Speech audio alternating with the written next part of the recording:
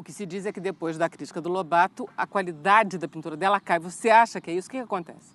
Eu vejo o seguinte, é muito interessante que ela vai, depois da experiência dessa exposição 17 e 18, ela vai estudar com Pedro Alexandrino, que é o grande artista acadêmico de São Paulo. O que ela vai fazer com Pedro Alexandrino? Ela vai tentar absorver dele toda a tradição que ela não havia aprendido antes, enfim, pela trajetória dela. Existe um projeto, me parece que é um projeto de buscar uma certa familiaridade ou se aprofundar nessa grande tradição da pintura. E ela vai por si mesma dizendo o seguinte, eu quero alcançar a pureza na arte. Agora, o que ela entende por pureza? Ela e outros artistas aqui também no Brasil. Ser puro, buscar a pureza na pintura é pintar como os puros.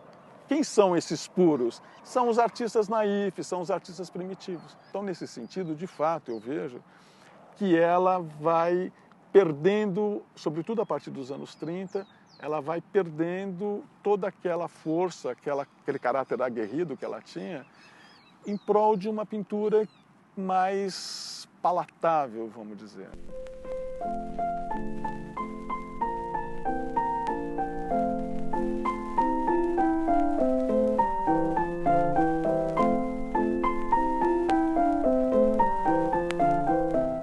Mas a Anitta não estava sozinha, ou seja, ela também teve o respaldo de muitos intelectuais importantes na sua época. Exatamente.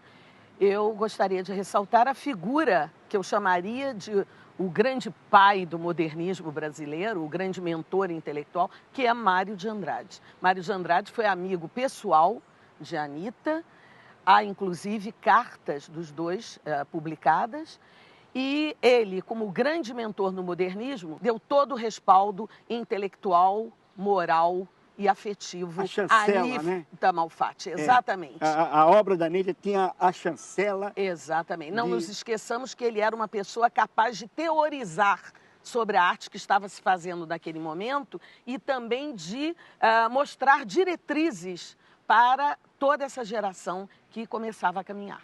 E com os outros membros do Grupo dos Cinco, com os outros modernistas? Por exemplo, com a Tarsila, tinha uma relação realmente competitiva? Ela conheceu a Tarsila quando ela foi estudar com Pedro Alexandrino, logo depois da exposição de 17. Até mesmo nessa tentativa dela, ou desejo dela, do retorno à ordem. Eu acho que ela foi no início, ela tinha muito mais amizade, muito mais carinho pela Tarsila do que a Tarsila por ela. Mas depois não, depois elas tiveram realmente uma amizade razoavelmente intensa e formaram o que eles chamam de Grupo dos Cinco, que era ela, a Tarsila, o Mário, o Oswald de Andrade e o Menotti Del Pica.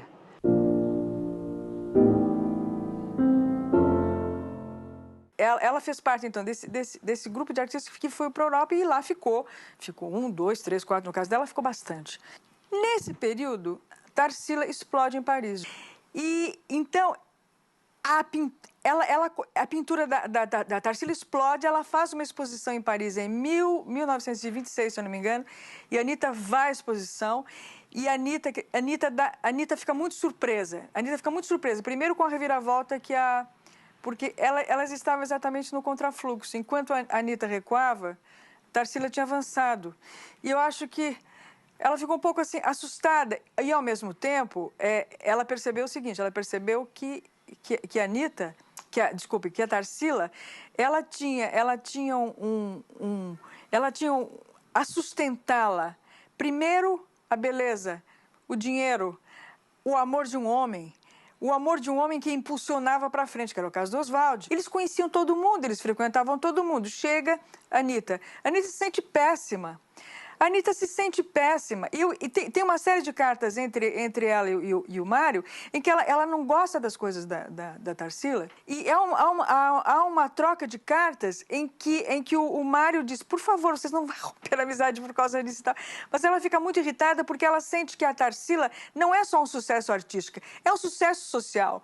E que isto está ajudando muito a Tarsila pintora, esse sucesso social. Ela fica muito, muito, muito desconfortável. E num determinado momento ela escreve, ela diz ao Mário, estou clássica.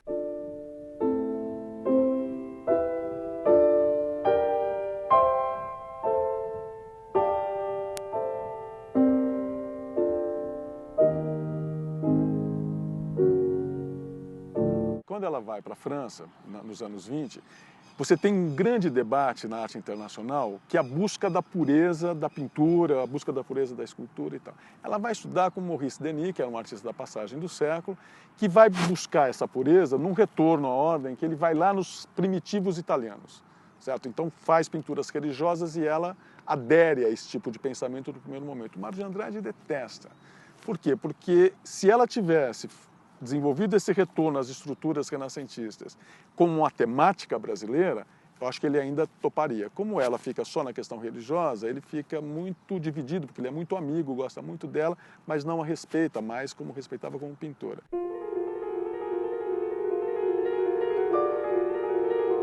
Bom, ela volta e ela acaba... Ela era uma pessoa extremamente insegura também do ponto de vista financeiro. Então, ela consegue dar aula, né? E ela vai lecionar também. Ela vai lecionar pintura. Durante os anos 40, os anos 50, quer dizer, ela tinha que sobreviver. Então, ela dava aula e procurava também vender seus trabalhos, nem sempre com sucesso desejado. Mas ela também tinha que fazer uma obra, supostamente, mais palatável para o gosto comum da classe média paulistana. Então, isso também acho que deve ser levado em conta. Porque quem comprava quadro naquela época eram pessoas extremamente conservadoras. Quem podia comprar? Eram raros havia assim, você menciona Olívia, Paulo Prado, mas você nomeia, você pode nomear. Porque o grosso das pessoas que iam a uma exposição para comprar quadros eram pessoas que queriam, evidentemente, cachoeiras, praias, barcos, flores, frutas, naturezas mortas, de preferência, tão reproduzindo a realidade.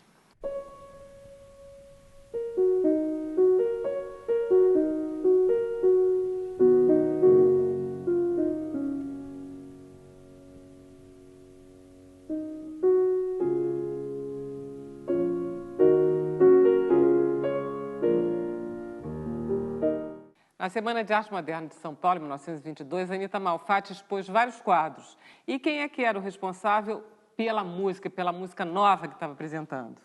Heitor Villa-Lobos. Isso. Maíra Freitas é pianista, ela toca clássico, toca popular. E que música é que você vai tocar pra gente? A Suíte Floral. Você já sabia que essa música tinha sido apresentada na semana? Não, não sabia. Eu comecei a estudar a peça porque achei muito bonita. E depois eu fui pesquisar e descobri que ela tinha sido tocada.